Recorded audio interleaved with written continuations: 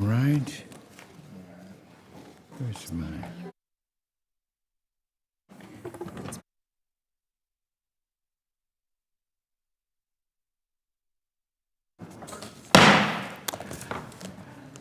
Good afternoon, everyone.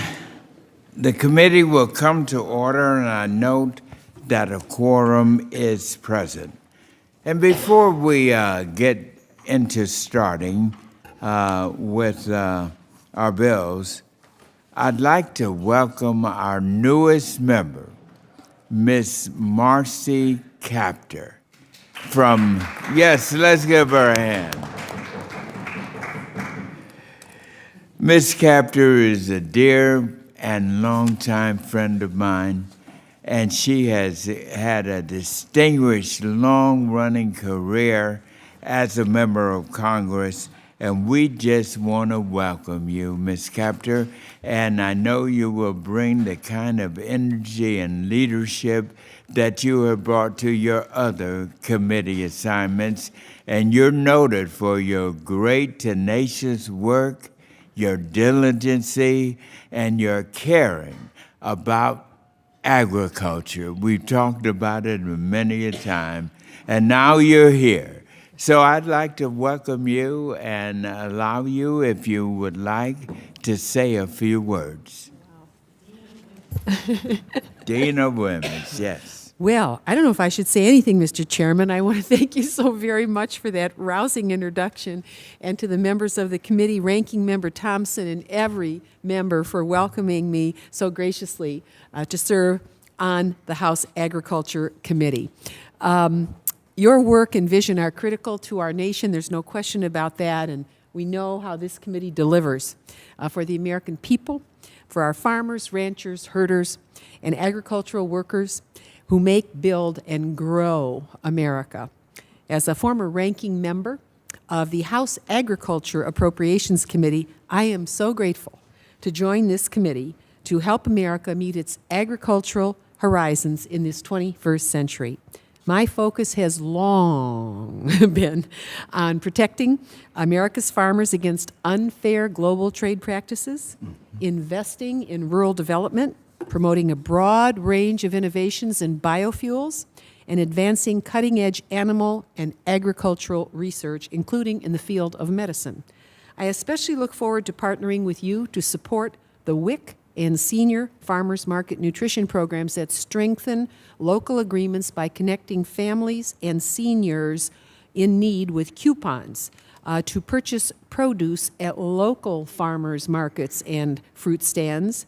And further, I am committed to transforming urban food deserts into places where healthy, affordable food is available to all. So with millions of acres of farmland and tens of thousands of family farms, Ohio's as well as Georgia's farmers and rural communities help feed and grow America. And I look forward to working with all of you to ensure America's agricultural heartland receives the attention and investment it deserves. I'm just so grateful to be here, and thank you, Mr. Chairman. Thank you, Mr. Ranking Member. Thank you all. I yield back. And thank you, Ms. Capter, and we all welcome you and look forward to working with you.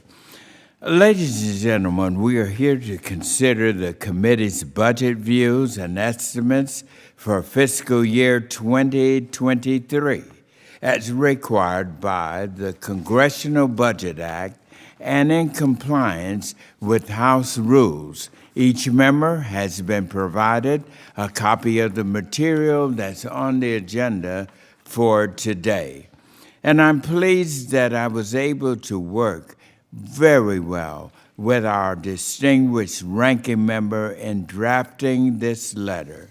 And we worked to highlight the issues facing agriculture and especially rural America in our comments on the Budget Committee. And so now I'd like to yield to my friend, the ranking member, Mr. Thompson, for any remarks he would like to make. Well, Chairman, thank you so much, and I do appreciate your cooperation and collaboration working together in the drafting of this letter, where we did work to highlight the issues that are facing agriculture in rural America in our comments to the Budget Committee. there were a number of bills, and I appreciate your cooperation in negotiating, today's markup overall.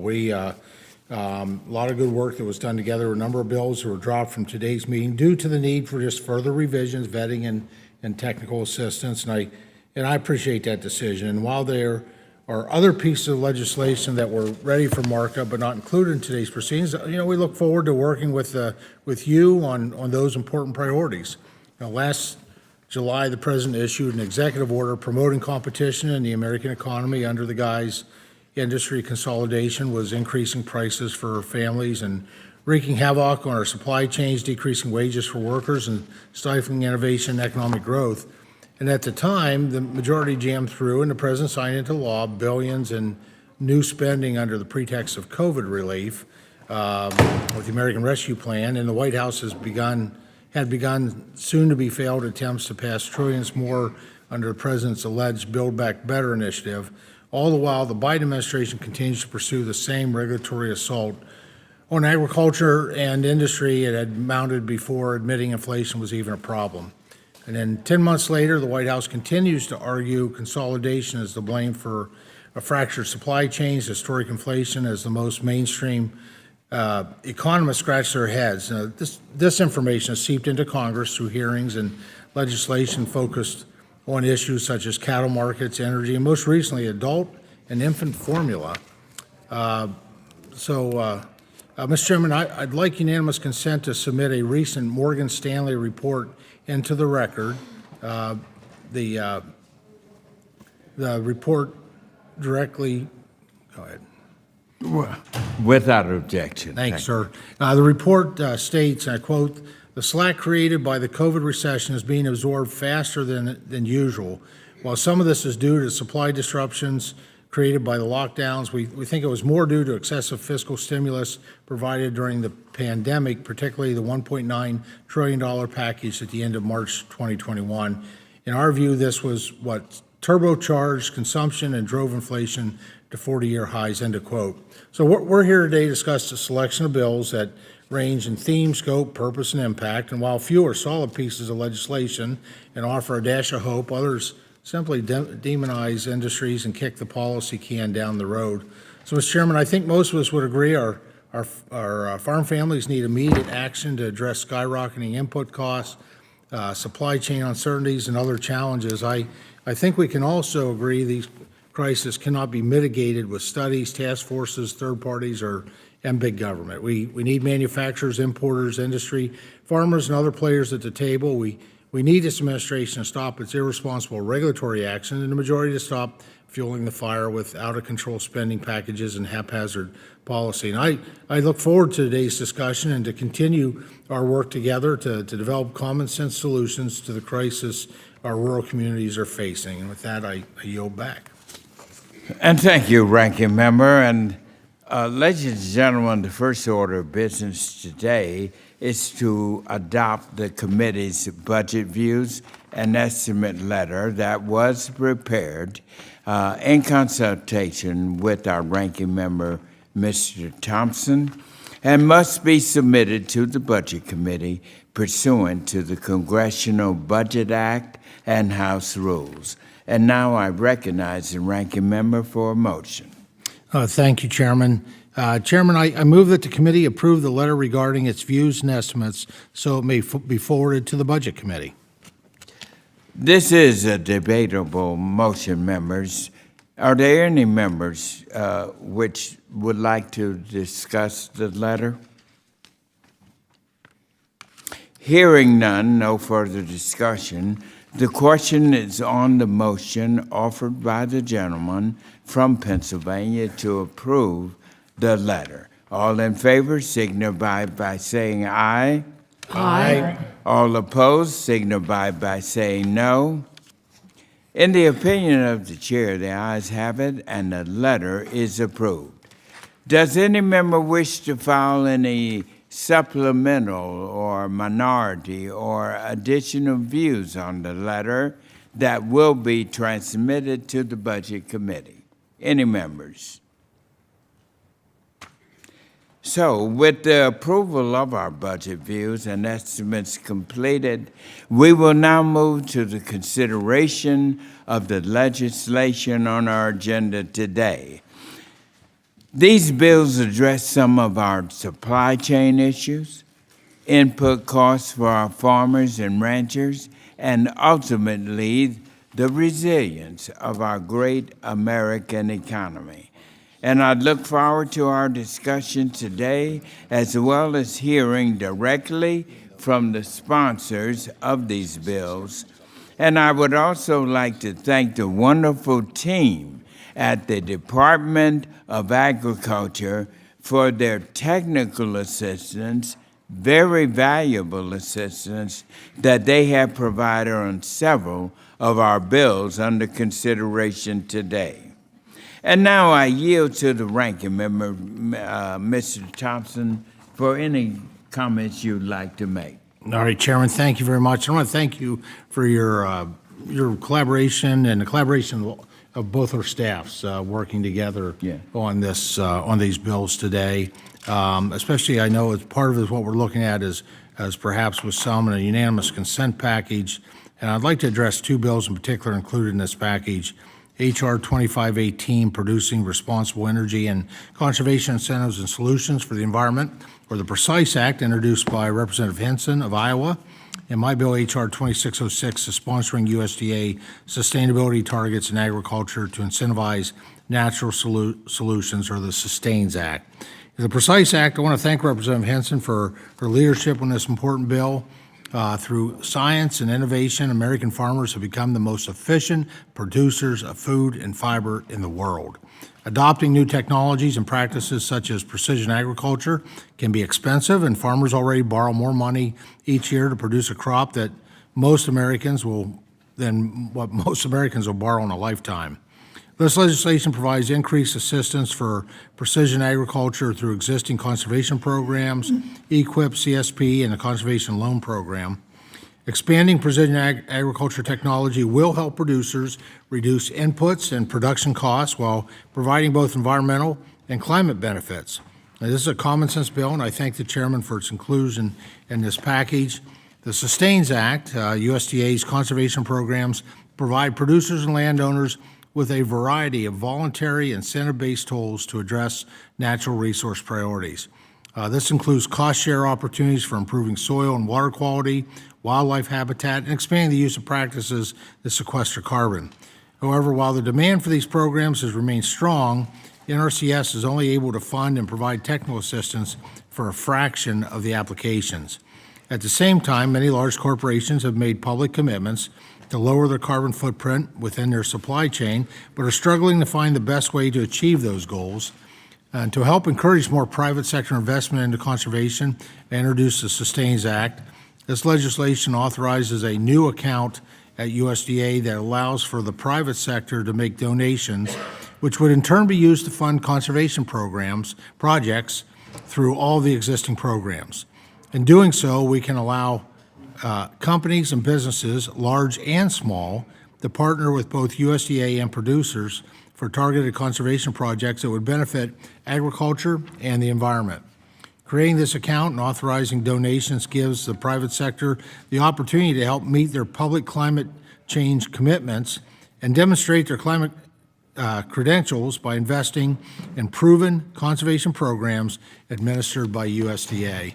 By passing this bill, we can dramatically expand voluntary conservation opportunities, which provide direct benefits to farmers, ranchers, and landowners. I strongly support this legislation along with the broader package, and I yield back. Thank you, Ranking Member. And the chair would request that other members submit any other statements for the record. Without objection, the chair may recess the committee, subject to the call of the chair, at any point during this meeting. I would like to remind members that only amendments germane to the subject matter before us today shall be in order.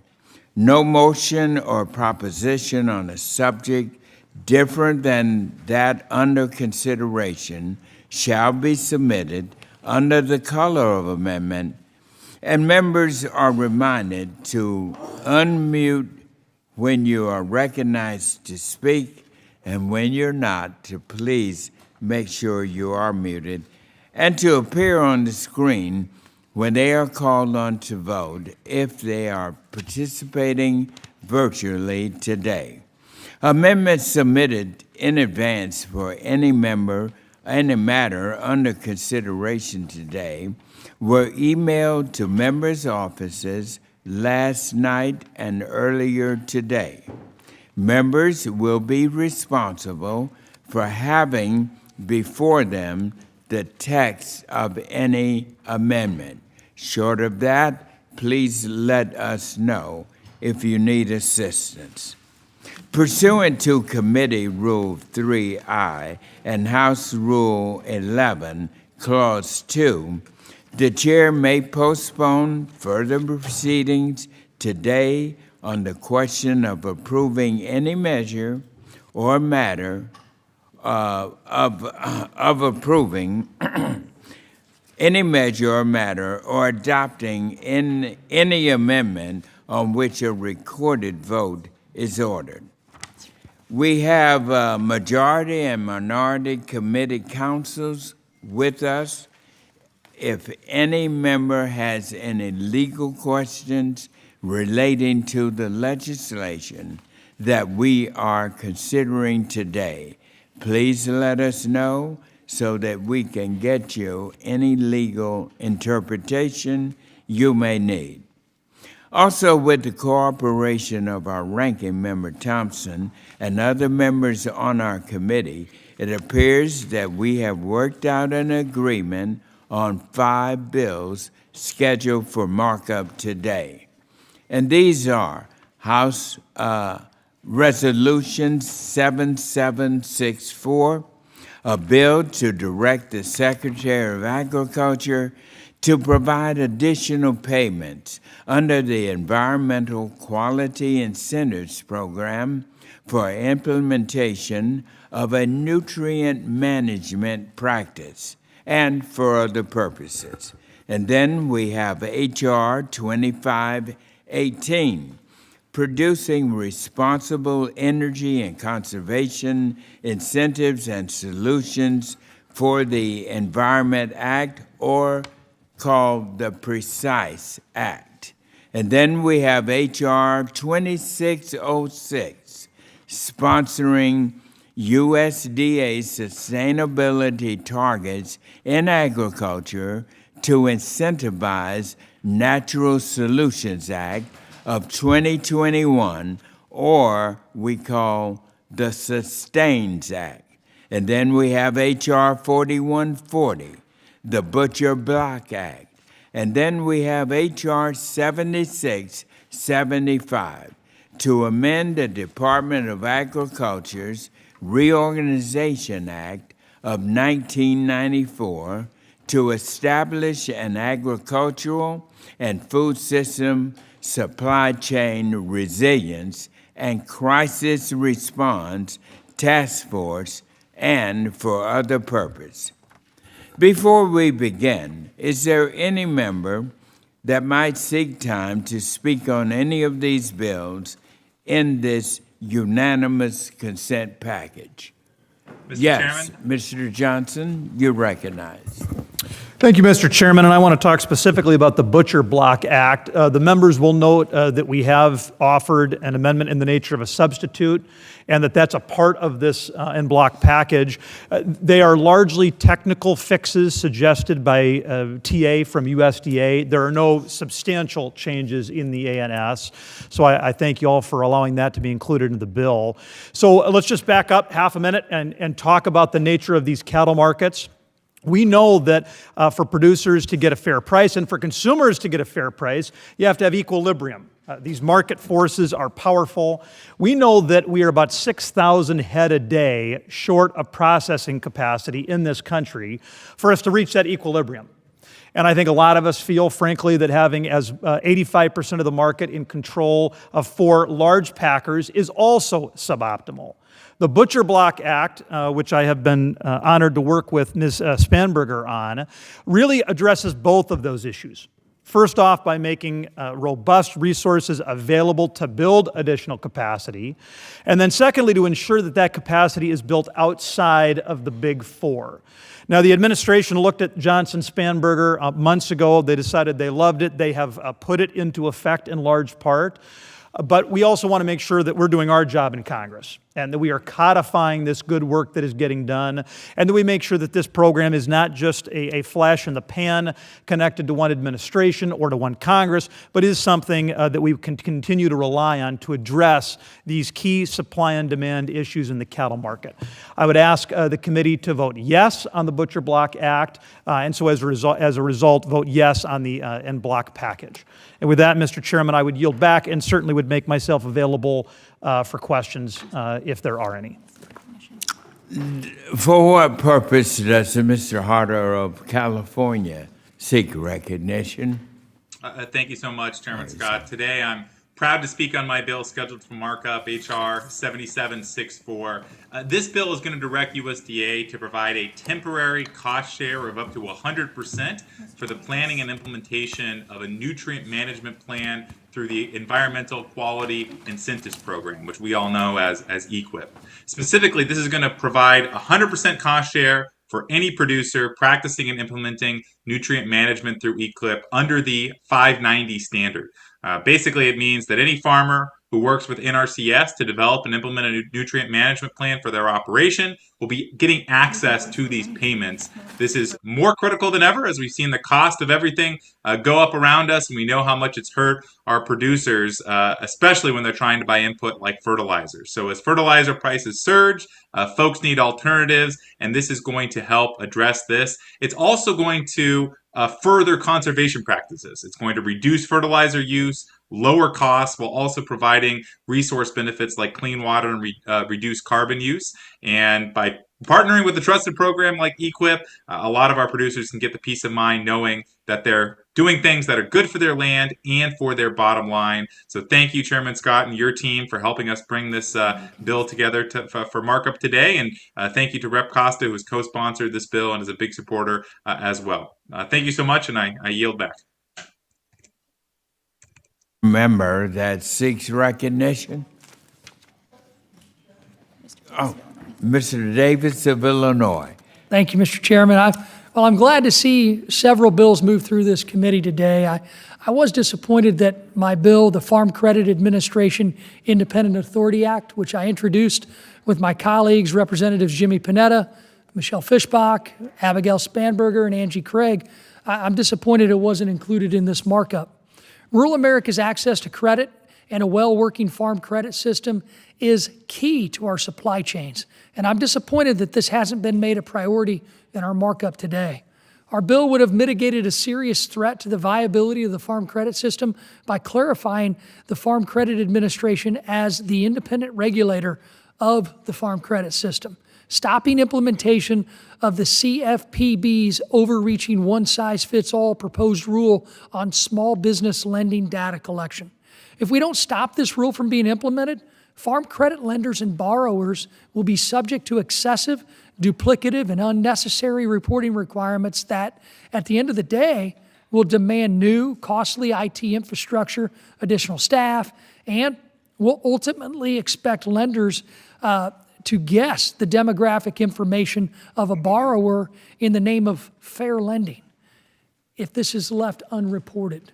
There are much better ways to promote access to credit, and we should preserve the Farm Credit Administration's authority in that regard, especially given the good track record of the system's effectiveness for rural communities.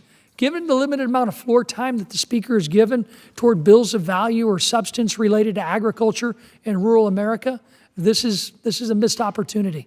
Mr. Chairman, hope we can come to an agreement on this issue to ensure that at a time when inflation and ag input costs are skyrocketing with no end in sight, that our constituents have continued access to an efficient farm credit system that promotes their access to credit.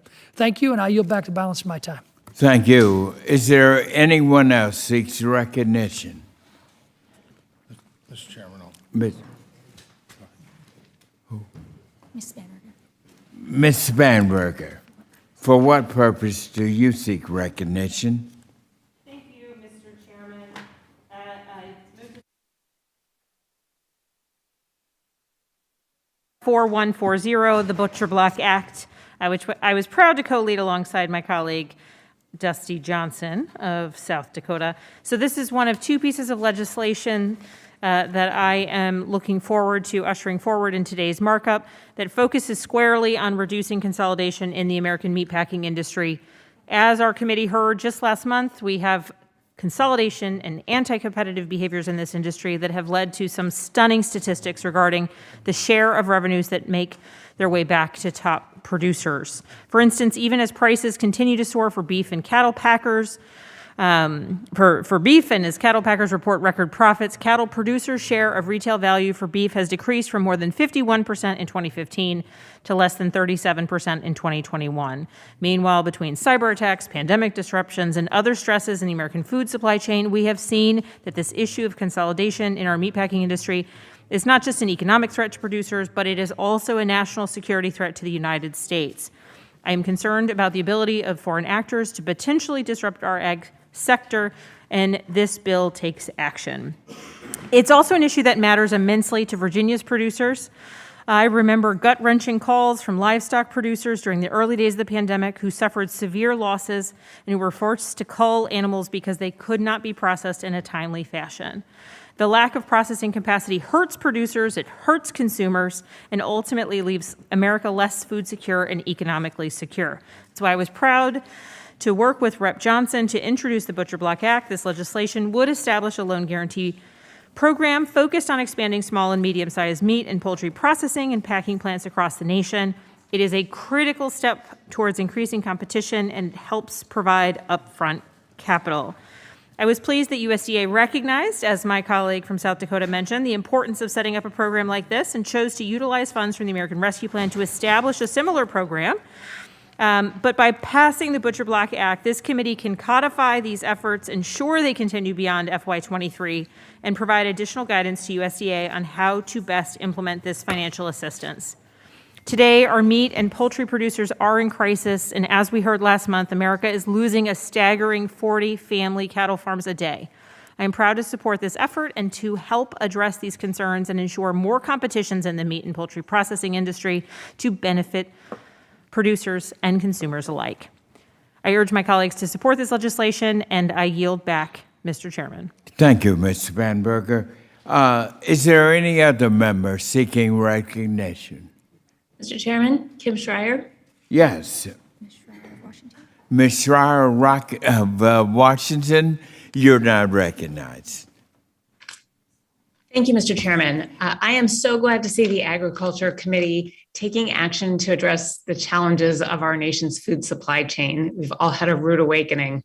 I'm excited to support my colleague, Representative Craig's bill, HR 7675, which will help identify solutions for improving the security, safety, and resiliency of our supply chains. This supply chain dysfunction was made worse by the pandemic, but it was first brought to my attention by hay farmers in Ellensburg, Washington, in my district back in 2020. And since then, I've been in frequent communication with growers and exporters all around the 8th District about the issues they're facing, hay, pears, you name it. For about 2 years, they've shared with me how pandemic conditions and the behavior of foreign-owned shipping carriers are hurting their industries, threatening export markets, and frankly, the relationships that they've built over decades. And once we lose a market, we may not get it back. The cost and availability of transportation to both domestic and export markets continue to be a challenge for wheat, cherry, apple, and pear growers also in my district. And as we all know, the rising input costs are putting even more pressure on farmers.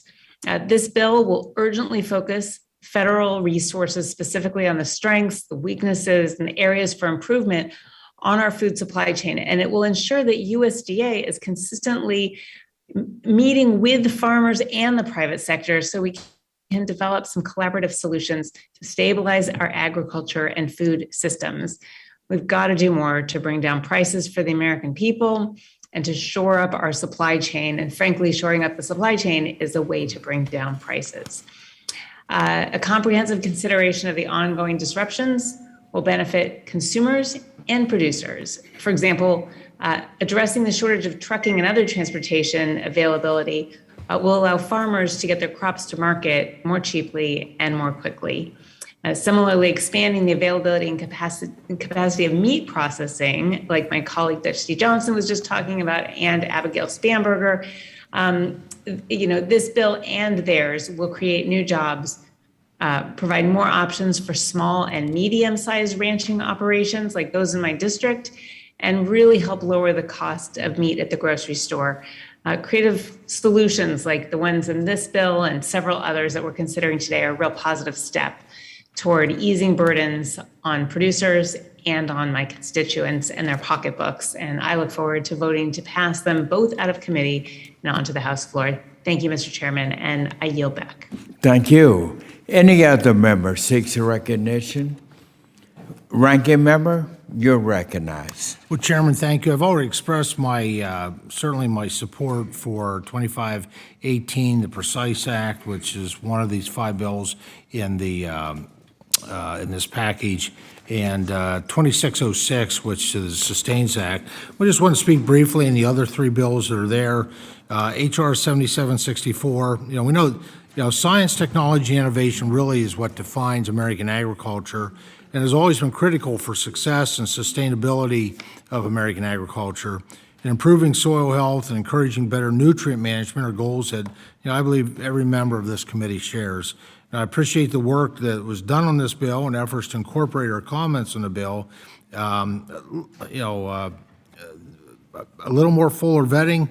I am comfortable with where we're at, and I'm going to support the bill, but would request in the future we do more vetting before marking up. And then HR 4140, the Butcher Block Act. We all have seen with the recent market disruption, including the Holcomb plant fire, cyber attacks, COVID-19 pandemic, and so many other black swan events have highlighted the importance of diversity and access to process capacity. And I really appreciate Mr. Johnson's passion for and early leadership on this matter. And I'm pleased to see USDA running with this idea and hope that the passage of this bill will ensure the continued success of that endeavor. So I urge my colleagues to certainly support this legislation. Please, that's important the unanimous consent. And then finally, the remaining bill, HR 7675, that is within this unanimous consent package, is, I appreciate my colleagues using this markup as another avenue to get this product across the finish line. I don't think any of us would deny we need to ensure these fractures to our supply chain never happen again. And while this is not a near-term solution to today's issues, I do think there's value in bringing every player in the supply chain together to understand what went wrong, what repairs are necessary to avoid issues in the future, and most importantly, how can we make our food systems and supply chains as resilient as possible? And therefore, as long as the task force does not continue in perpetuity, that we're able to get a sunset component with this bill. I support my colleagues' efforts and look forward to the final report, and I yield back. Thank you, Ranking Member. Is there another member seeking recognition? Hearing none, as we've done before, I will make a single unanimous consent motion to discharge the agreed-upon bills. And so I ask unanimous consent that the Subcommittee on Commodities, Exchanges, Energy, and Credit that be discharged from further consideration of H.R. 4140 and H.R. 2518. Without objection, so ordered. Now I ask unanimous consent that the following bills be adopted and ordered favorably reported as described to the House of Representatives. H.R. 4140 with an amendment in the nature of a substitute as filed by Mr. Johnson. And then H.R. 7675 with an amendment in the nature of a substitute filed by Ms. Craig. And then H.R. 7764 and H.R. 2518 and H.R. 2606. And without objection, so ordered. And now I call up for consideration H.R. 7606, the Meat and Poultry Special Investigator Act of 2022, authored by our colleague from Virginia, Ms. Spanberger.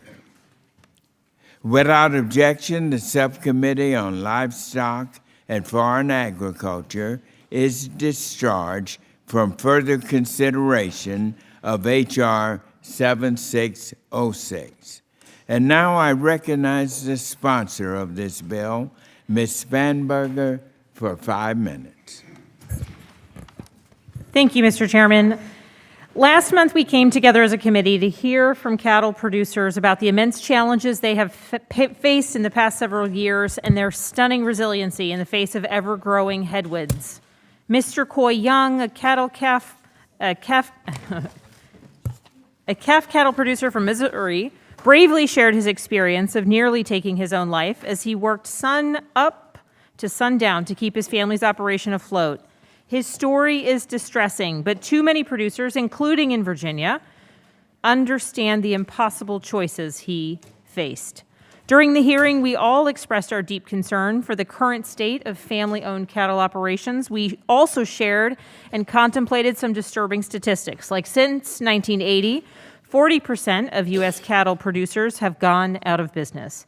Meanwhile, last year, the big four meat packers raked in record profits. We heard that cattle producers' share of retail value for beef has decreased from more than 51% in 2015 to less than 37% in 2021. Meanwhile, and we have all seen this firsthand, meat prices are up 13% for consumers over the last year. This means many families are struggling to afford a nutritious diet, and all the while, large meat packers have squeezed competition out of the marketplace and increased their market consolidation. Today, we have an opportunity to advance meaningful legislation to enforce the laws we already have on the books surrounding illegal anti-competitive behavior. My bill, the Meat and Poultry Special Investigator Act, which I introduced with Congresswoman Miller Meeks, would create an Office of the Special Investigator for Competition Matters in USDA's Office of the Secretary to strengthen enforcement of the Packers and Stockyards Act. This bill gives USDA better law enforcement tools through new litigation power. However, I want to reiterate, it does not change any existing rules, nor does it take any power away from other agencies or offices. It does not increase compliance costs for producers or packers, and contrary to what some have suggested, it does not create a new model of civil enforcement. Instead, it builds on models commonly utilized by federal agencies across industries, such as the financial systems. And frankly, unless a company is engaging in illegal anti-competitive behavior, they should not be opposed to this legislation. Members from both parties often argue that USDA is the best federal agency to handle issues related to agriculture, and I agree. And I think all of us on this committee agree, USDA is best suited to provide the technical assistance to farmers, best positioned to help farmers navigate crop insurance, and the list goes on. So why then are we deferring to other agencies when we are enforcing laws related to the agricultural industry that has a profound effect on America's farmers? USDA has the expertise, but it needs additional capacity to ensure we enforce the laws on the books. Colleagues from both parties, from all regions of the country, have consistently expressed skepticism of current enforcement of the Packers and Stockyards Act. We have also discussed frustration with the speed and capacity of the current investigations at the Department of Justice into the big four meat packers. We are coming up on the 2-year anniversary of the DOJ launching an investigation, but we haven't gotten any substantive updates or answers. Meanwhile, America is losing a staggering 40 family cattle farms a day. We cannot continue to accept the status quo, and America's consumers cannot continue to accept higher prices and less secure food supply chains due to concentration. I encourage my colleagues to look past the misconceptions about this bill and think about the real positive impact it could have on family cattle producers and consumers in your districts. Some argue the bill would allow a partisan figure to take the helm of the office, despite USDA sharing that the bill is silent on whether the special investigator would be an appointee or a career employee. And today, I will speak in favor of an amendment from my colleague, friend, and the chairman of the subcommittee, Representative Costa, to further clarify this position's classification, because better enforcement of our laws is not a partisan issue, nor is it politically motivated. As a former federal law enforcement officer, I know the seriousness of an oath those serving take to ensure that all parties are following the letter of the law. Others argue they are confident that the current enforcement authorities provided by the Packers and Stockyard Acts are adequate and provided they have the resources for enforcement. But they should open their eyes. The stunning statistics of increased control over the market, reduced share of retail profits going to producers, and producer anecdotes paint a very different picture. And again, if companies are not engaging in anti-competitive behavior, why would they be averse to more sunlight on their operations? Can I have additional time? Yes. Okay. A few months ago, I was proud to host USDA leaders in Orange County in the district to meet with the Virginia Cattlemen's Association and Virginia cattle producers. They shared how the industry has changed and how anti-competitive practices by other entities in the supply chain have stacked the hand against them. As we all know, cattle producers are not complainers, but when they know an industry that they have been in for generations has veered off course, they recognize it. And I am proud to have the Virginia Cattlemen's Association and the National Farmers Union as supporters of this bill. I encourage my colleagues to join me in advancing this legislation that looks out for family-owned cattle, poultry, pork, turkey, and other meat producers by ensuring we enforce our laws and streamline litigation where necessary. I encourage my colleagues to support this bipartisan legislation and the constituents in their districts who will be impacted rather than big special interests. And with that, Mr. Chairman, I yield back the balance of my time. I thank the gentlewoman for her comments. And before we begin on amendments, are there any members who wish to speak on the bill? Mr. Austin Scott of Georgia, you're recognized for 5 minutes. Mr. Chairman, I'm opposed to this piece of legislation. I've actually, my grandfather and I actually had a lot of cows, and I don't understand how somebody who could write this piece of legislation thinking that it's going to actually help the farmer or the cattle producer. I think it's probably been written by somebody who's not been a farmer before, but I want to read part of this legislation so the general public understands what's in it. The special investigator shall have the authority to bring any civil or administrative action authorized under the Packers and Stockyards Act. This is just another policing program under the USDA that's going to increase the cost of groceries on our constituents. If we want to have an honest debate about what's happening at the grocery store, let's have an honest debate about it. Democratic Party doesn't like the energy industry. So the Democratic Party's taken actions that's raised the cost of energy inside the United States. Well, guess what? Everything we buy at the grocery store gets there from a truck that operates based on diesel. When we buy our meat, guess what? That meat's refrigerated. Well, guess what refrigeration takes? It takes energy. So anytime and every time the Democratic administration takes an action that raises the cost of diesel, raises the cost of energy, raises the cost of farming and getting food to our table, we're going to pay for it at the grocery store. This is a horrible piece of legislation. It should not pass. I, again, want to point out a special investigator, according to this, would have the authority to bring any civil or administrative action against the industry. I hope that we vote this piece of legislation down. I yield. All right. Thank you, Mr. Scott. Is there any other member that wishes to speak? Mr. Chairman. Ms. Costa, for what purpose does the gentlewoman have? Thank you, Mr. Chairman. I move to strike the last word. I want to speak up Gentlewoman is here in recognized. support of this bill. The Special Investigator Act will provide additional resources and a dedicated office for oversight of packers and stockyard violations. The Packers and Stockyards Act was passed in 1921 to ensure that the large packing companies at this time were not partaking in anti-competitive practices. 100 years later, and we have some of the exact same concerns arising again. It's critical that the laws in existence be enforced and that this bill is one step in the right direction to ensure that that happens. And with that, I'll yield to Ms. Spanberger the balance of my time. Thank you very much to my colleague from New Hampshire. And I want to follow up because I think the implication of the gentleman from Georgia's comments were that I'm not a cattle farmer, which I am not. But I have a national security background and I'm a former law enforcement officer, so I'm kind of resistant to the idea that anyone would not want to enforce the law as it is written, which is the purpose of this bill. But notably, on the Senate side, our Senate sponsors, Senator Tester, Senator Grassley, Senator Tester himself, of course, is a producer, has been the entirety of his life, speaks about it often. And so we have an array of people who, in the industry, recognize the incredible value of this. And I'll, at this point, hearken back to the Cattlemen's Association of Virginia, who are incredible representatives of the small family cattle farms in Virginia's 7th District, across central Virginia, who are struggling day by day, who are doing good work, and whose interests I represent every day that I am on Capitol Hill.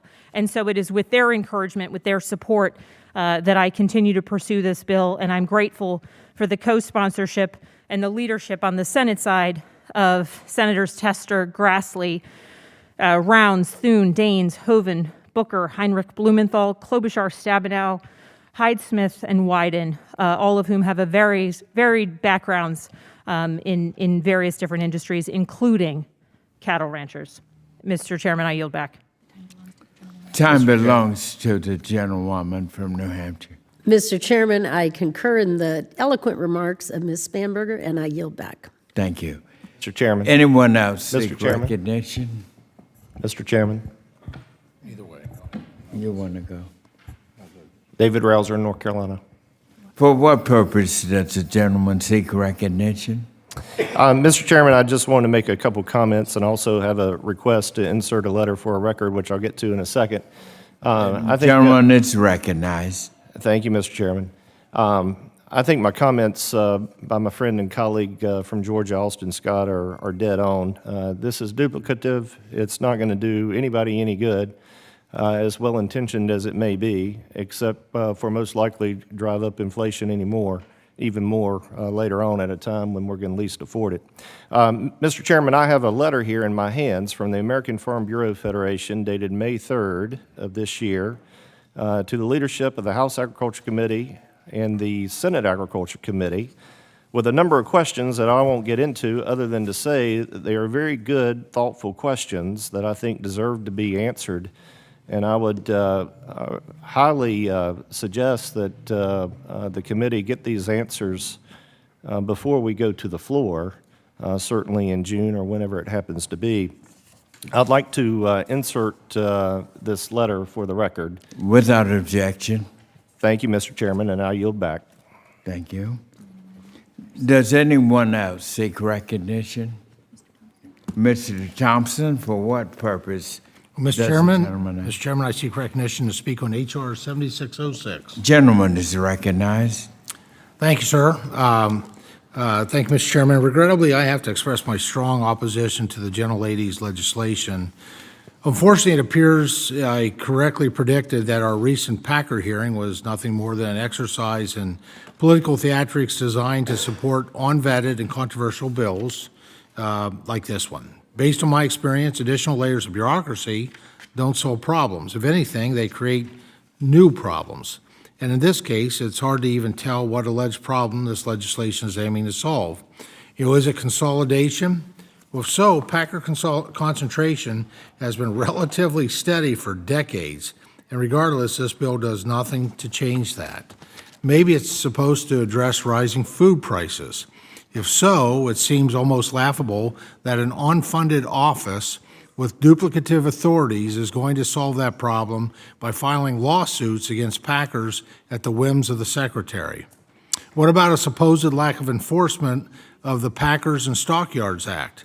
If so, USDA already has an entire Packers and Stockyards division charged with enforcing the act. And based on the latest available data, filed and closed almost 1,900 investigations in 2020 alone, the division already consists of teams of seasoned attorneys, market specialists, and auditors, and has the option to pursue administrative enforcement through USDA's Office of General Counsel before an administrative law judge or through the Department of Justice in federal court. Perhaps a lack of funding for enforcement is a problem. If so, despite the department's own budget request for more funding and full-time employees, this bill provides nothing. That leaves me concerned that the existing enforcement resources would have to be stretched even further to stand up this unnecessary duplicative office. One thing is for certain, the legislation is certainly not in response to widespread industry support. The National Cattlemen's Beef Association, the National Pork Producers Council, the National Chicken Council, the National Turkey Federation, and the North American Meat Institute are all in opposition. And the American Farm Bureau Federation, as you've heard, thanks to Mr. Rouser introducing a letter, has raised a litany of concerns and unanswered questions. So, Mr. Chairman, in your closing comment at the recent Packer hearing, you outlined your plans to partner with industry to, quote, find the right legislative solutions, end quote. Well, I'm afraid this partisan process that came out of the Senate and the resulting legislation couldn't be further from that. So I urge my colleagues to oppose this deeply flawed proposal, and I yield back the balance of my time. Mr. Chairman. Does any other member wish to be recognized? Mr. Chairman. Mr. Chairman. Mr. Chairman. Mr. Kelly? Mr. Kelly of Mississippi, you're recognized. Mr. Chairman, I ask for 5 minutes to speak in opposition to this bill. Gentleman is recognized. Mr. Chairman, I oppose this bill. This bill would create a duplicative, unfunded office within the Office of the Secretary, headed by a special investigator with a mandate to investigate packers and live poultry dealers. The investigator would be granted independent litigation authority, allowing them carte blanche power to file civil suits against packers at the whims of the Secretary without any required coordination with DOJ.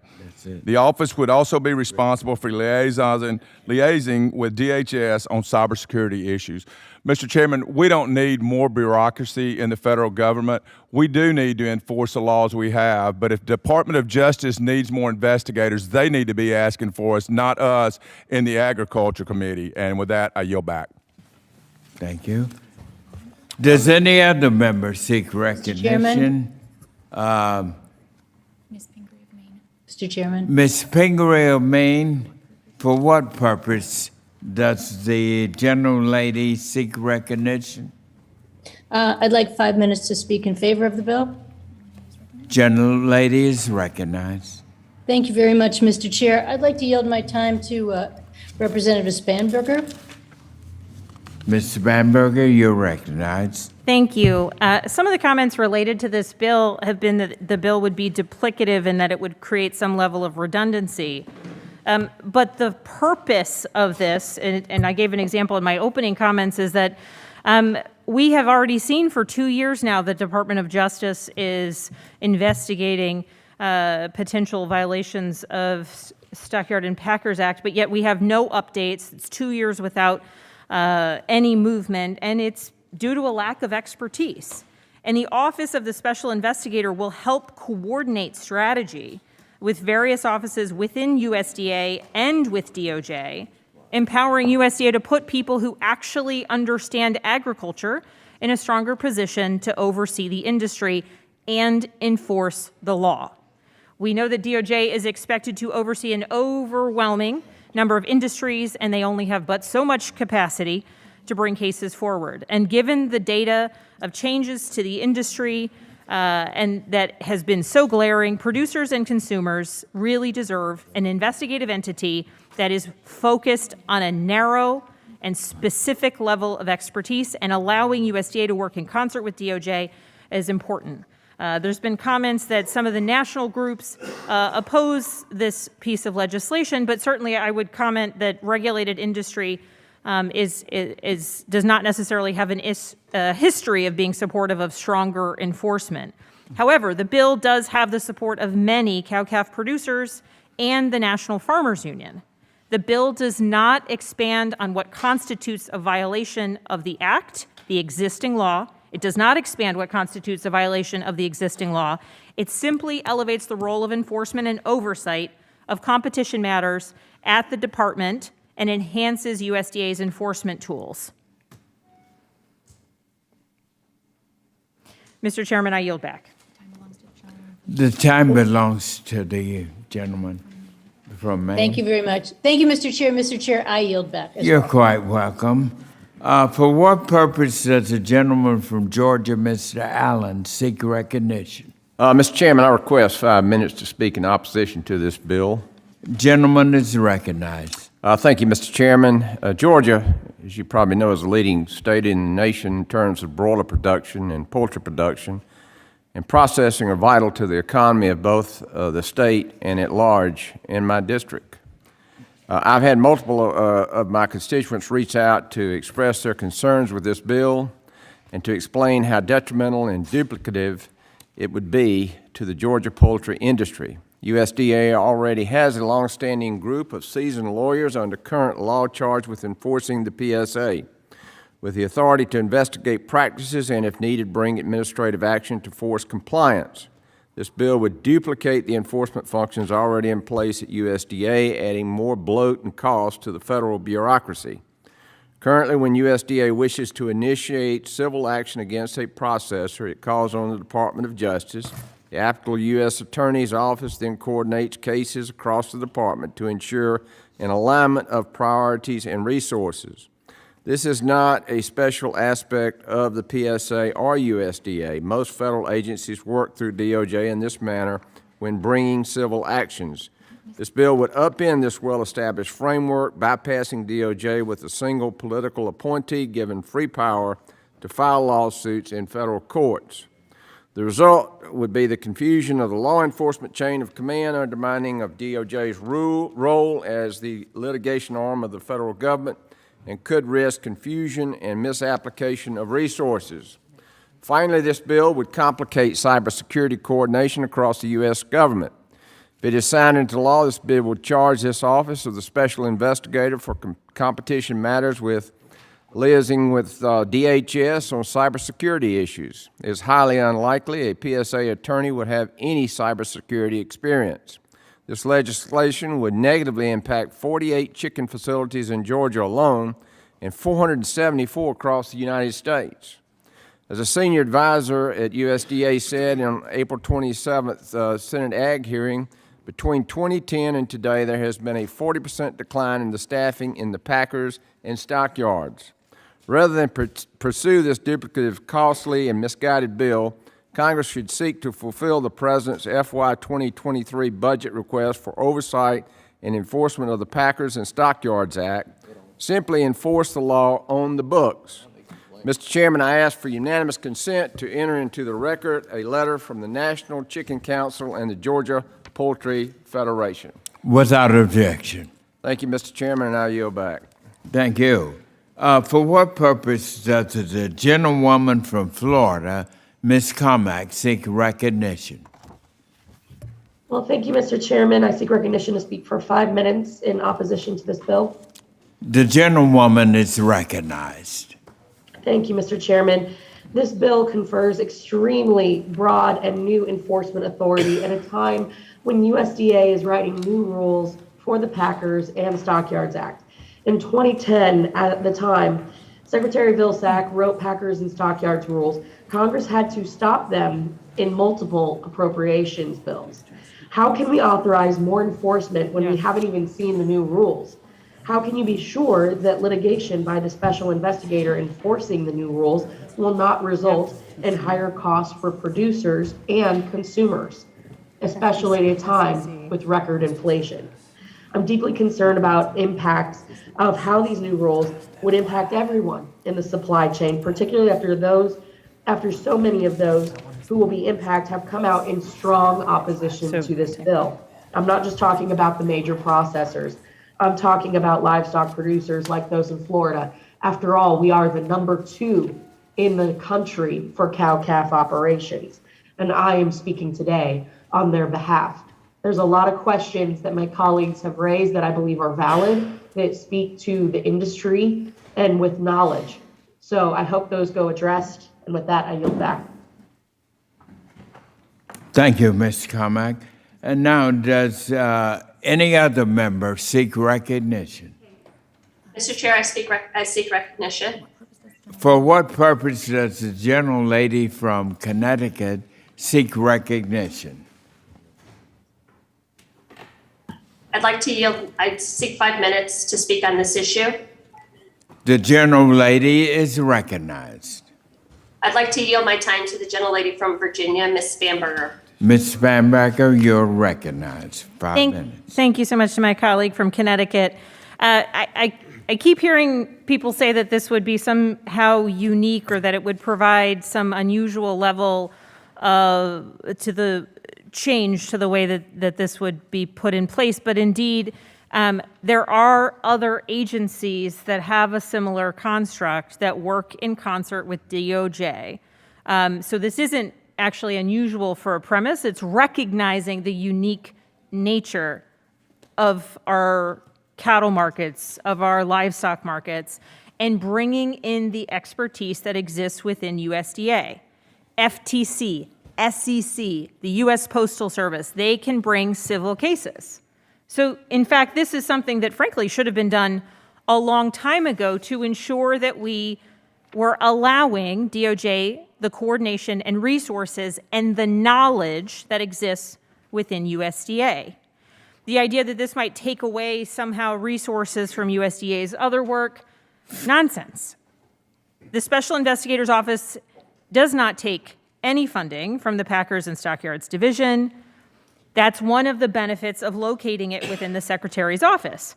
We've also heard worries that this might somehow become a partisan or a political issue. Well, that is why I am so pleased that we will ideally be accepting Mr. Costa's amendment, which would ensure, for clarity's sake, that this is a career position. Again, someone who has worked within USDA on behalf of our nation's producers for their career, and that they are bringing their extensive knowledge and understanding to this coordination with DOJ.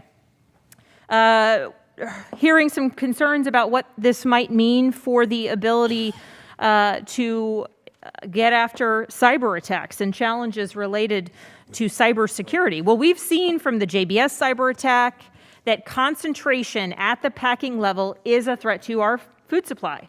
Coordinating with DHS will allow USDA and DHS to share information on how concentration in the livestock production industry may be a national security threat, and how we can protect critical infrastructure like meat packing and processing from targeted attacks. And on the issue of whether there would be an increased compliance cost, and I cannot urge you all to really take this issue on enough, there are no increased compliance costs if you are not violating the law. If you are not violating the Stockyards and Packers Act, there should be no issue here. So when we're looking at what this bill does and what it will do, it is allowing for USDA to coordinate with DOJ to ensure that a law that decades ago our predecessors believed was necessary because of illegal activity and anti-competitive behaviors occurring within the marketplace, this bill would ensure that those laws that predate our service here are actually enforced. And there is no additional compliance costs so long as we are not just doing the bidding for those who are trying to violate the law. And I certainly am not here to do that, so I urge my colleagues again to vote for this very bipartisan piece of legislation. Thank you. The remainder of the time is for the gentle lady from Connecticut. Thank you, Mr. Chair. I yield back. All right. Is there any other member that seeks recognition? Mr. Costa, you are recognized. For what purpose does the gentleman seek recognition? I move to strike the last word for the purpose of offering an amendment. Gentleman is recognized. I want to thank you, Mr. Chairman, for putting together this package of bills. I think they're important as we move the committee's work forward. And I want to commend the author, Ms. Spamberger, for her efforts, her tireless efforts on trying to deal with issues that have been contentious among the livestock, poultry issues, industries across the country. And we've heard a lot about the Packers and Stockyard Act and its enforcement and its challenges that it's brought in producers throughout the country, especially those in some areas, and depending upon their size. My amendment would require the special investigator to be a senior career employee. For members of the committee who may not be aware, a senior career employee or senior executive service. Therefore, they would not be a political appointee. The purpose being is to try to take the politics out of this. Let's be clear, this amendment I think is helpful to this bill to ensure that critical oversight for the Packers and Stockyard Act. This position cannot, should not be politicized no matter who's in the White House. Any additional oversight, such as this bill to strengthen enforcement, should be done through the purpose of upholding the law, as Congresswoman Spamberger indicated. That was the intent, not through partisan lenses.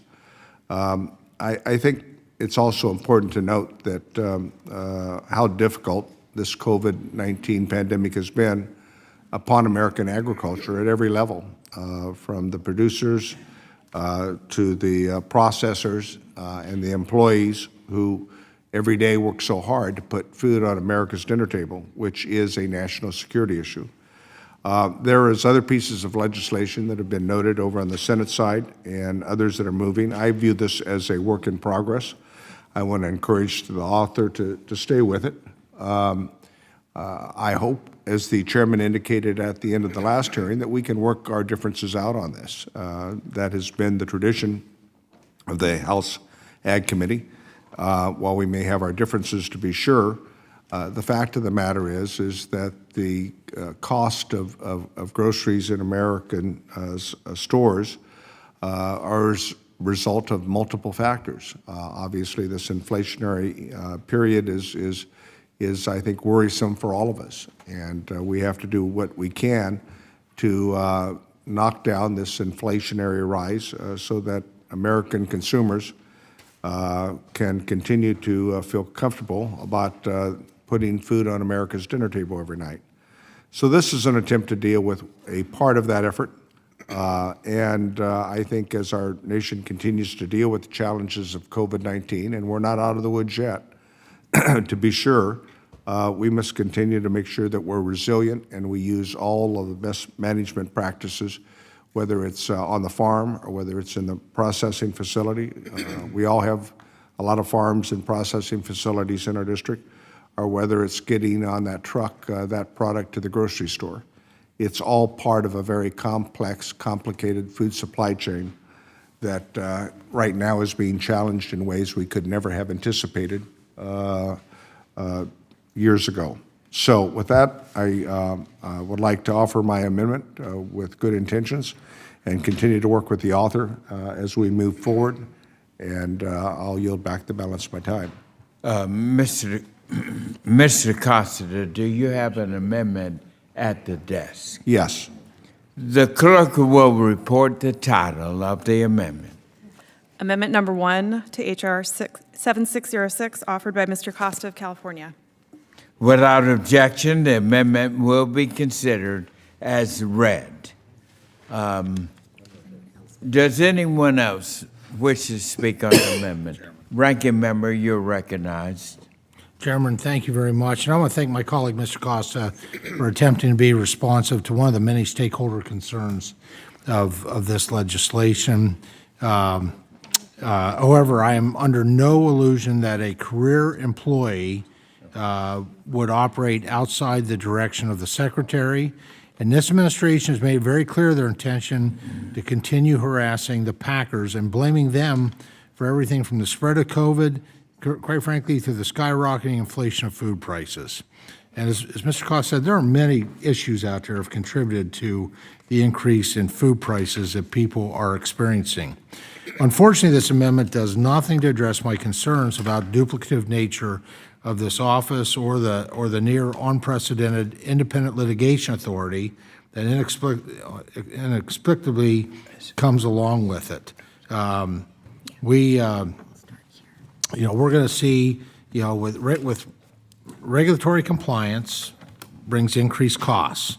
And that's really what, if that's the underlying factor, how you couch it. When you add more compliance, it requires staff time, people time, staff hours, paperwork in order to, the only place that winds up is the price in the groceries. That's the only place where you capture it in the end. And it also, this is the kind of thing of how we wound up with the consolidation we have, which was the government imposing regulations decades ago. And I'm not saying they were bad regulations, but they were imposed. And in the end, what we wound up with was small and medium-sized processors that could not deal, did not have an economy of scale, and there we wound up with consolidation. And so I'm concerned. So while this amendment is a small step in the right direction, and I'm supportive of this amendment, it doesn't go far enough to fix this misguided legislation. With that, I yield back the balance of my time. Thank you, Ranking Member. Is there anyone else who would speak on the amendment? For what purpose does Ms. Spanberger? Mr. Chairman, I would like to speak in support of the amendment offered by my friend and colleague, Mr. Costa, who is the chairman of the Livestock and Foreign Agriculture Subcommittee, and I'm proud to serve on that subcommittee. The amendment would clarify that under this bipartisan legislation, the newly established role of special investigator at USDA would be a career position. While USDA has shared that the current language is silent on whether the position would be an appointee or a career senior employee, I support the amendment to clarify the classification of this position so that we can ensure quick passage in committee and ultimately on the floor. Stronger enforcement of our existing laws really should not be a partisan issue or politically motivated. As a former federal law enforcement officer, I know the seriousness with which our law enforcement entities and prosecutors take their role in enforcing the law. But regarding the issue of how being in compliance should be expensive or having more requirements for compliance, this is not an issue of additional laws or regulations to which an entity should be compliant. In fact, everyone should already be in compliance because it's already the law. So it only creates more costs if one is not in compliance with existing laws. And years ago, these regulations were put in place, and so I'd offer to any colleagues that have issues with the existing law, be it Stockyards and Packers Act or any other red tape that might exist, I look forward to partnering with anyone to cut down and cut back on challenges, red tape, or hurdles that may exist. But surely this doesn't mean that we're just trying to undermine the ability of law enforcement or investigators to be able to ensure that we are in compliance with existing law. Notably, in a 2006 GAO report on the Grain Inspection, Packers, and Stockyards Administration, which is responsible for the Packers and Stockyard Acts, GAO noted that the investigations were planned and conducted primarily by economists without formal involvement of attorneys from USDA's Office of General Counsel, and as a result, a legal perspective that focused on assessing potential violations was generally absent when the investigations were initiated. This is precisely why this bill is so important, because it elevates an issue that has not had enough scrutiny and ensures that attorneys will be responsible for looking into possible violations and that someone from within USDA with a knowledge is working with DOJ.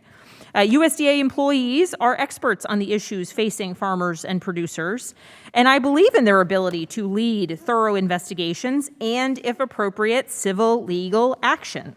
As I've mentioned, the goal of this legislation is to ensure the enforcement of the Packers and Stockyards Act by giving USDA better enforcement tools, not to change existing law, not to increase existing regulation.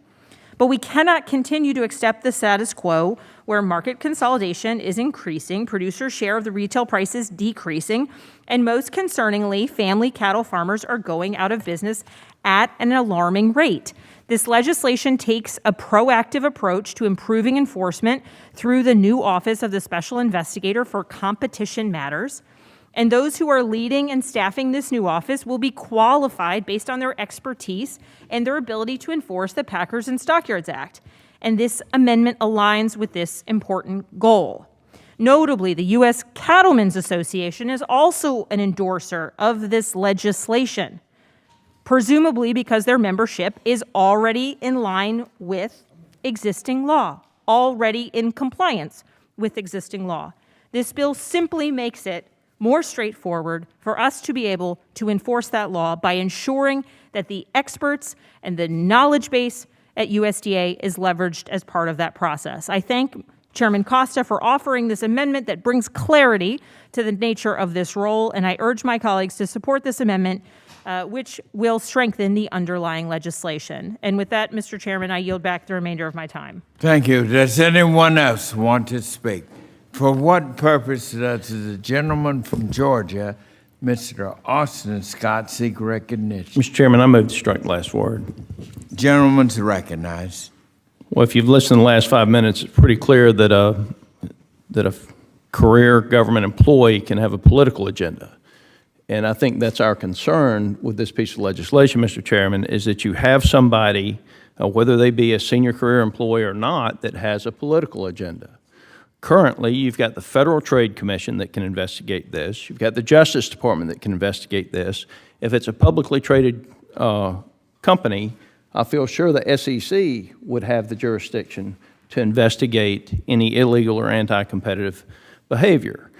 And so what we have here is a piece of legislation where you already have 3 federal agencies that have the ability to investigate any criminal or anti-competitive conduct.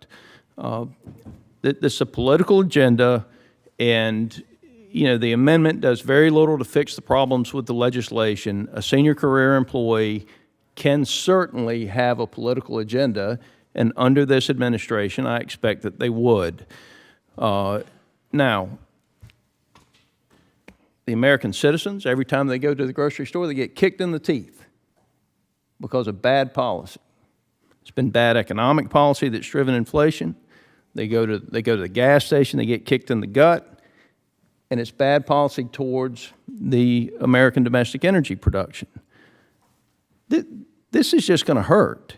This is just going to lead to more consolidation in the industry because only the biggest of the big are going to be able to survive. It's going to lead to higher costs on industry. It's going to lead to fewer choices for the consumer and the American farmer, and it's going to lead to higher costs at the grocery store. Mr. Chairman, the bill is bad, the amendment is irrelevant, and I yield the remainder of my time. Thank you. Does any other member seek recognition? Hearing no further. Mr. Chairman, Mr. Yes. Chairman, hi, this is Chantel Brown, Rep. Brown. For what purpose does Ms. Brown, the gentle lady from Ohio, seek recognition?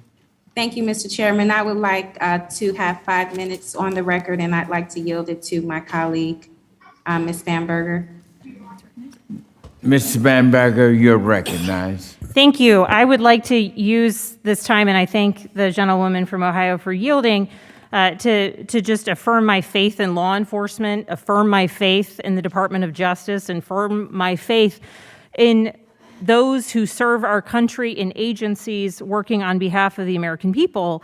And so ensuring that DOJ and USDA can work together to enforce laws that are on the books to ensure that bad actors are not breaking those laws, I really continue to just be a little bit struck by the level of opposition that so many of my colleagues appear to have when it comes to enforcing existing laws. But I did want to have a follow-up question, and I would love to yield to the gentleman from Georgia.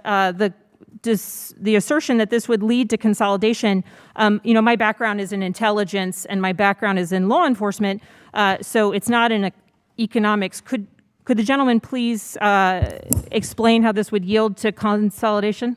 Absolutely. And if you had been in the private sector, you wouldn't have to ask such a question.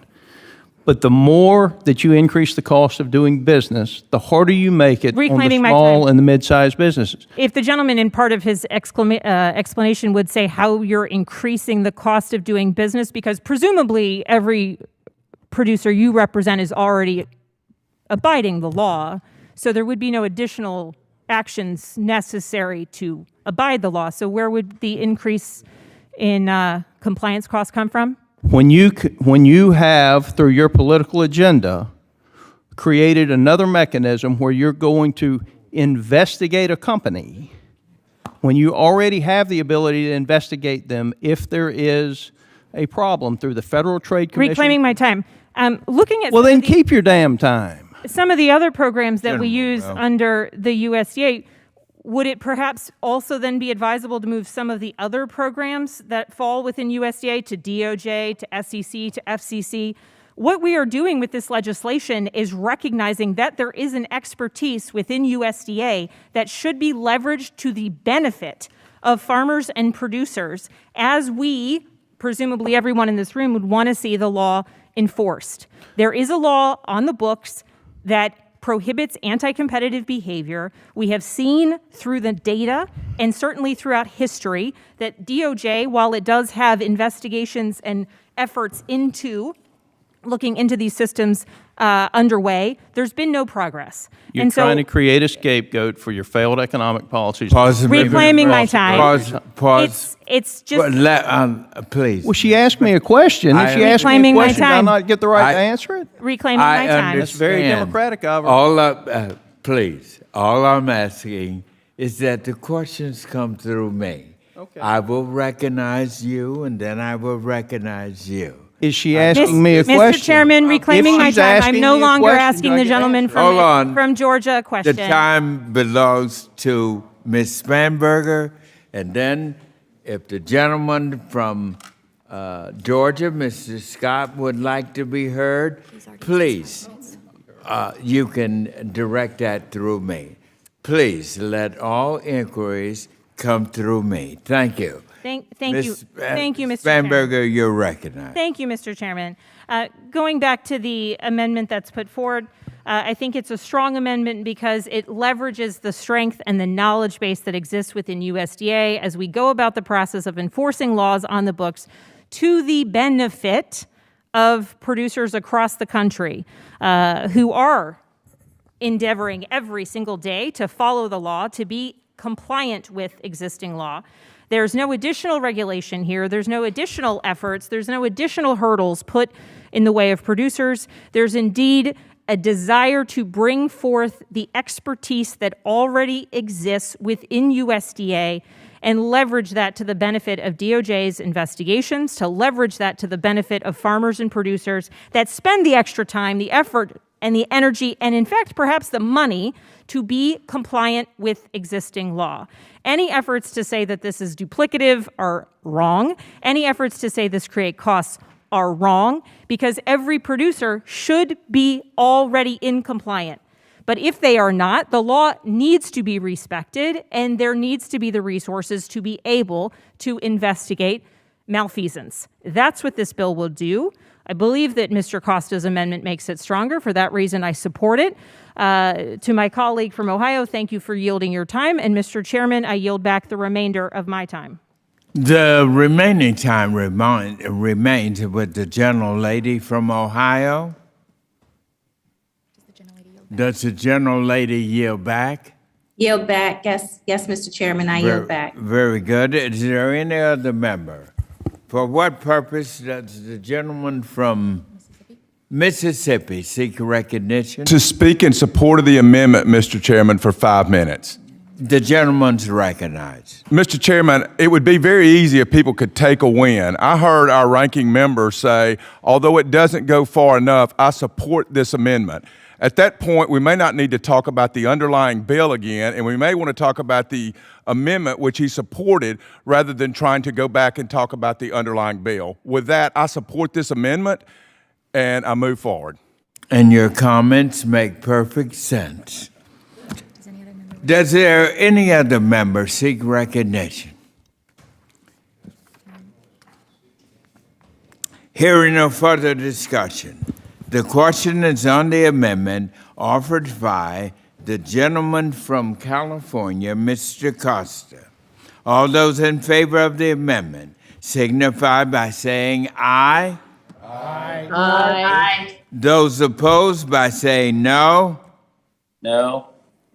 In the opinion of the chair, the ayes have it, and the amendment is agreed to.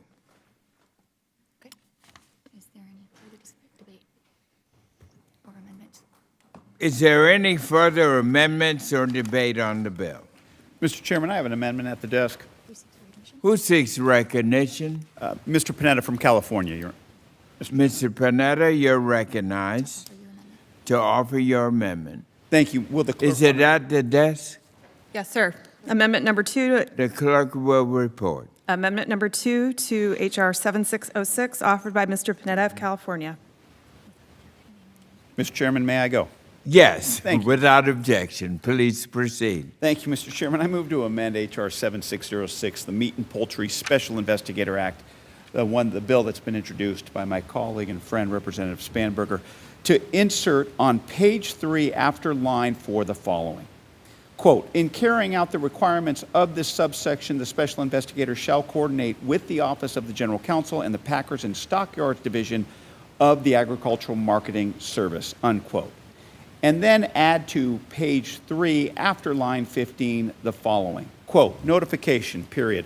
With respect to any of the actions brought under this subsection in federal district court, the special investigator shall notify the Attorney General.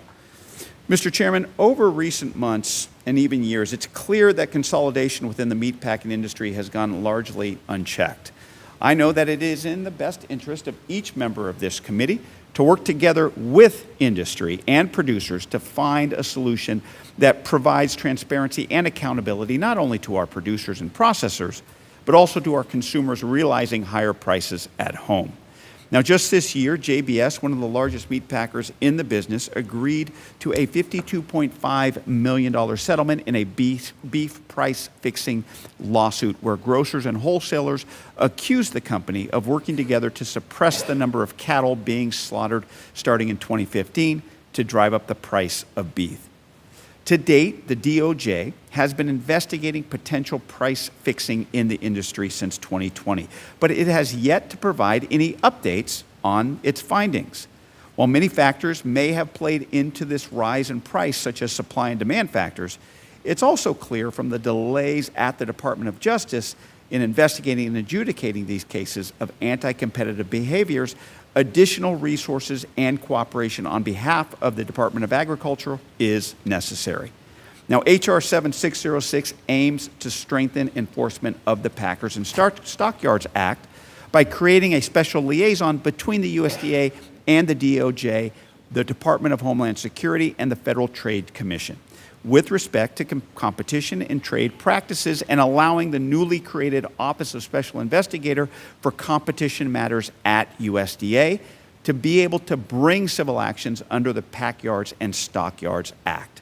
This amendment clearly outlines that the special investigator must work with the Packers and Stockyards Division in AMS, the Office of the General Counsel, and notify the AG of any civil actions in federal court. This helps ensure that the investigator is coordinating with other enforcement entities both within the USDA and at the DOJ. Now, I've heard concerns that this bill may duplicate enforcement efforts. This amendment makes sure that the offices across both the USDA and other parts of the executive branch are actually communicating and coordinating on addressing anti-competitive behaviors in the marketplace. While I agree that the increased enforcement and attention should be given to addressing these behaviors that are contributing to the outrageous rise in food prices across our country, I also recognize that packers and producers must be part of the solution and not, let me say that again, and not the enemy of this committee or any government agency. It's up to us to ensure this coordination is timely, efficient, and solutions-oriented. This bill already specifies that the special investigator will consult and liaise with other parts of the government, and my amendment clarifies and enhances that coordination. I urge all members to vote yes on this amendment, and in doing so, we will be able to work towards our ultimate goal of supporting the agricultural industry by creating a fair playing field for our farmers and ranchers and protecting consumers from unnecessary hikes in food prices, especially at a time when the American people need it the most. I thank you, Mr. Chairman, and I yield back. Thank you. Does anyone else wish to speak on the amendment? I have a, Who seeks recognition?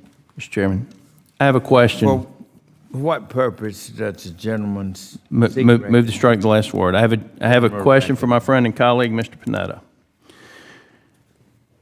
Why would, so if this passes, you're going to have a federal agency with subpoena powers using what they garner under their subpoena powers to bring a civil action. Why would you want them to report a civil action to the Department of Justice? Isn't the Department of Justice only involved in criminal actions?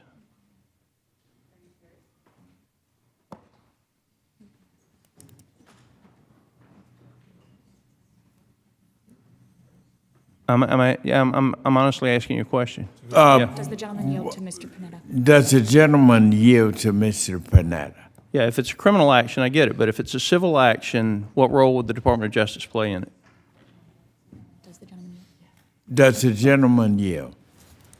Yes. Well, I think, Mr. Scott, this, in regards to this bill, it's the amendment. All the amendment does is help coordinate strategy with the various offices within the USDA and DOJ. It basically empowers USDA and puts people who understand agriculture in a stronger position to oversee the industry. So I'm not sure if I'm answering your question, but I'm just trying to explain the point of this amendment is to enhance and ensure coordination that is timely, efficient, and solutions-oriented. And let me remind back. members that we want to address your questions to Mr. Panetta's amendment, not the overriding bill. That's what it was.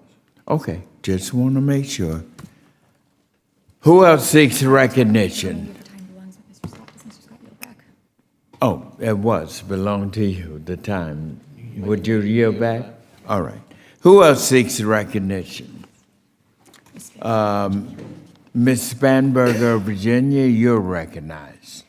Thank you very much, Mr. Chairman. And as follow-up, I want to speak in support of the amendment offered by Mr. Panetta. This amendment would clarify the role of the Office of the Special Investigator, the role that it plays in coordinating with USDA Office of General Counsel and Packers and Stockyards Division, and establishes the requirement that when the Special Investigator takes action in court, the office provides notification to the Attorney General.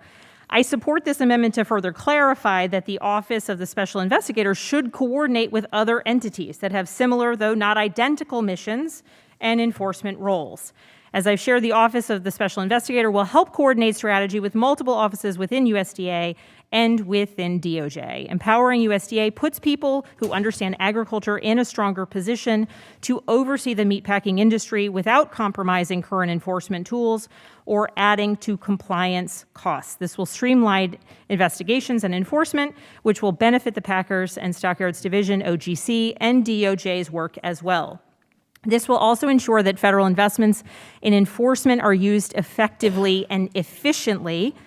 In other industries, we frequently see coordination between the Department of Justice and other federal agencies to investigate and pursue claims related to that specific industry. For example, the Securities and Exchange Commission has civil enforcement authority and coordinates closely with law enforcement agencies under the Department of Justice. This is a common model across federal government, and this amendment further clarifies the bill's intent for strong coordination.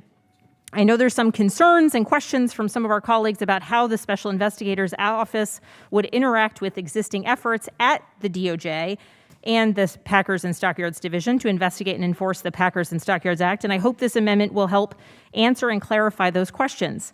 With this amendment, the legislation unequivocally requires coordination between the Office of the Special Investigator with the Packers and Stockyards Division and the Office of the General Counsel. Additionally, the amendment would require the Special Investigator notify the Attorney General of any actions taken in federal court.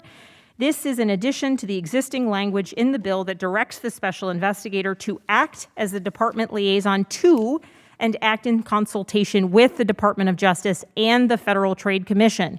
The bill is clear that coordination is not just expected, but required. Coordination and consultation between federal agencies, particularly related to legal action, is both common and common sense. I encourage my colleagues to support this amendment and the bill to ensure its quick passage. And as follow-up and in reference to a question previously asked of my colleague, Mr. Panetta, the Department of Justice has a criminal division and a civil division. It is within their mandate, and the civil division website on doj.gov outlines the sort of civil litigation that is in fact part and parcel of what they do, in addition to and complementing their criminal investigative work. Mr. Chairman, I yield back. Thank you. For what purpose does the ranking member, gentleman from Pennsylvania have? Mr. Chairman, I rise to speak in favor of Mr. Panetta's amendment. Gentleman is recognized. Thank you. I do rise in support of Mr. Panetta's amendment while continuing to have, even with its hopeful adoption, concerns with the underlying legislation. I was shocked to learn that supposed technical assistance from the administration led to this version of the bill that creates a completely new office with absolutely no consideration of the existing offices already tasked with enforcing the Packers and Stockyards Act. So I want to thank Mr. Panetta for attempting to address that glaring flaw by recognizing the important work already carried out by the Packers and Stockyards Division and the Office of General Counsel. I would also like to hope that at bare minimum, USDA would make the Department of Justice aware of its plans to pursue civil litigation in federal court. So I think codifying that requirement makes sense as well. However, despite the many hours that this committee has devoted to these important livestock marketing issues, I've never heard once from a witness here in this chamber, or quite frankly, at many roundtables around the country that I've had with folks involved in the livestock industry, express a need, supposed need for independent litigation authority. Requests from my staff about the need for that authority and what it would entail have gone ignored. And I would certainly be interested to hear the Department of Justice's thoughts on the matter. Rather than enhancing enforcement of the laws on the books, as I have long advocated, I and many of our stakeholders worry this unprecedented authority would upend a well-established framework, creating unwarranted confusion and the misapplication of scarce resources. Again, I thank the gentleman from California for his amendment, and I yield back the balance of my time. Thank you. Is there anyone else who wishes to speak on the amendment? Hearing no further discussions, the question now is on the amendment offered by the gentleman from California, Mr. Costa. I'm sorry, Mr. Panetta. All those in favor of the amendment signify by saying aye. Aye. Aye. Those opposed by saying no. No. In the opinion of the chair, the ayes have it, and the amendment is not agreed to. Is agreed to. A recorded. Oh, Is there another one? Is there any further debate? or discussion on the bill. Is there any further debate or discussion on the bill? Mr. Chairman, I have an amendment at the desk, amendment number 3. Okay, Mr. Rouser has an amendment at the desk. Mr. Reiser has an amendment at the desk. The clerk will report the amendment. Amendment number 3 to H.R. 7606, offered by Mr. Rouser. Without objection, the amendment will be considered as read, and Mr. Costa is recognized for 5 minutes on the amendment. Or Mr. Rouser? you mean? Mr. Rouser. Thank you, All Mr. my names mixed up. Thank you, Mr. Chairman. The Biden administration is expected to publish new rules on definitions under Packard's and Stockyards Act, often referred to as the GIPSA rules. The new rules will likely state USDA's position on whether harm to competition must be established in order to bring suit under the Packers and Stockyards Act, and the definitions of key terms under Sections 202A and 202B of the Act. These rules, if similar to the Obama-era proposed rules, and we expect they will be, have the potential to dramatically reshape USDA's position on the proper interpretation of the Packers and Stockyards Act. Now, in 2010, when similar GIPSA rules were first proposed, the industry estimated, and this was done by Informa Economics, they conducted an economic analysis of the 2010 proposed rule for the National Cattlemen's Beef Association and the National Pork Producers Council, and estimated the cost to the beef and pork industries to be nearly $1.5 billion. A separate analysis of the chicken industry estimated a 5-year cost of $1.37 billion. And in response, there were 115 members of Congress that sent a letter to Secretary Vilsack stating that the proposed rule went beyond the mandate of the 2008 Farm Bill and would cause major changes in livestock and poultry marketing. Coincidentally, I have a copy of that letter dated October the 1st, 2010, and the great Colin Peterson was a signatory, the great Frank Lucas was a signatory, and the great David Scott was a signatory to this letter, which I'll quote, says, "In order for Congress and the public to evaluate this rule and its implications with full transparency, a thorough economic analysis is necessary. Our constituents need this analysis in order to participate in the rulemaking process in a meaningful way." Now, how does that relate to the amendment? This amendment would require the special investigator to request an economic analysis from the USDA Office of the Chief Economist of the upcoming Packers and Stockyard rules, and to publicly post the results of that analysis 90 days prior to the rules being officially proposed. So in essence, Mr. Chairman, this amendment does exactly what you and many other members of Congress wanted to have done 12 years ago when this set of rules were on the forefront, and we certainly expect that a similar set of rules to be proposed later this year to be almost identical to those. And so that's the purpose of the amendment, and certainly this inspector with the powers they're going to have, obviously they're going to be heavily involved in the enforcement of these rules, and so it's a very timely and important amendment. I yield back. Does anyone else wish to speak on the amendment? Ms. Spanberger, for what purpose? Thank you, Mr. Chairman. I would like to speak in opposition to this amendment. Is recognized. I would like to speak in opposition to this amendment because it's actually adding a really unrelated requirement that is unrelated to the text of this bill. So this amendment would require the USDA Office of the Chief Economist to provide a cost-benefit analysis on upcoming rulemaking from USDA under the Packers and Stockyards Act. And I think that the gentleman raised important and legitimate concerns about upcoming rulemaking from USDA, and certainly referenced some of our colleagues who have along the way expressed a desire to have cost-benefit analysis related to rulemaking. But that has nothing to do with this legislation. This legislation, for which the gentleman's putting forth this amendment, has nothing to do with rulemaking that's being undergone over at USDA. And so this amendment is simply a poison pill that would create redundancy at USDA and be separate and apart from the purpose of this legislation. I do note that economic analysis is already part of USDA's rulemaking process.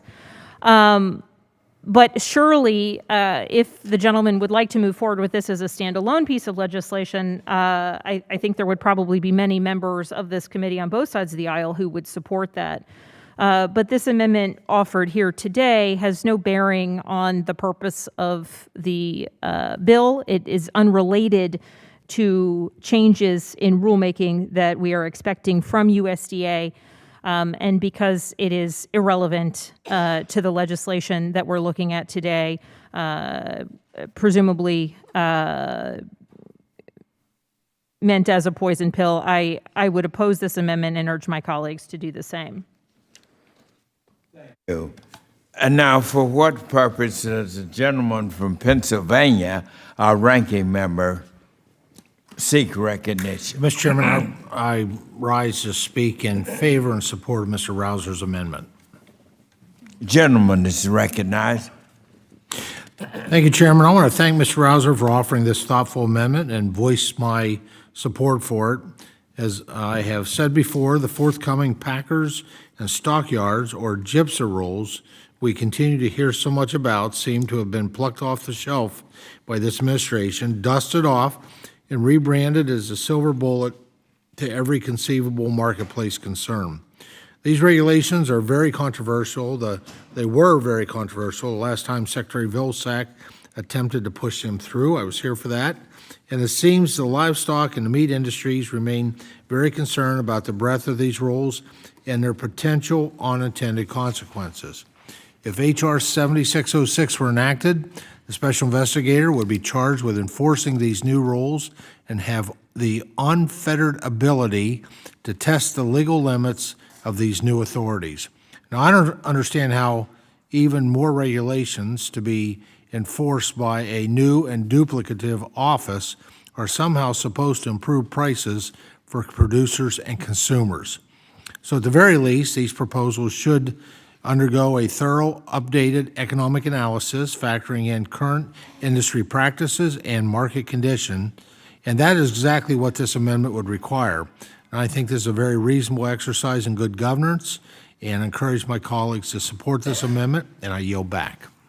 Thank you, Ranking Member. Is there anyone else who seeks recognition? Hearing no further discussion, the question is on the amendment offered by the gentleman, Mr. Rouser from North Carolina. Thank you. All those in favor of the amendment signify by saying aye. Aye. Those opposed by saying no. No. In opinion of the chair, the noes have it. Mr. Chairman, I ask for a roll call vote. Agreed.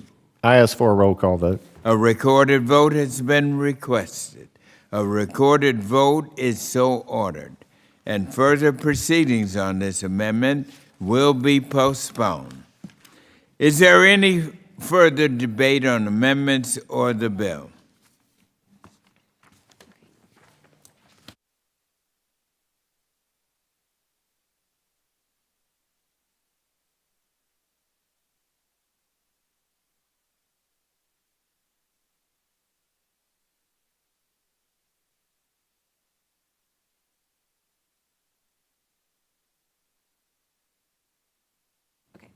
Why don't we? Hearing none, we are now at the conclusion, and the committee will stand in recess until 11 a.m. on tomorrow for recorded votes, May 18th, so that we can all have plenty of time. They all will be. Votes, Mr. Chairman, votes have not been called yet. We have two. We only have two votes tomorrow. That conflicts with the gold ceremonies, gold medal ceremonies at 11 a.m. Ranking member, they've just called votes. We're trying to get it arranged. Hold on. Let me get the latest data.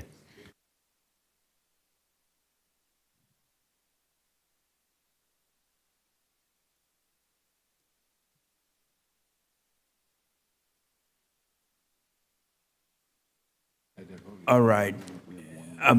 Let me just explain to everyone. We have members who are also voting on last votes in other committees. We want to make sure we arrange our votes when all of our members, certainly the majority, can be here. It's only fair to them. Believe me, I wish we could go ahead and vote now, but it wouldn't be right. There may be, ranking member, but allow me to please be considerate of every member.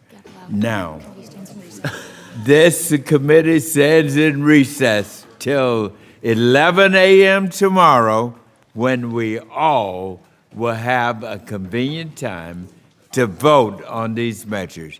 Thank you, ladies and gentlemen.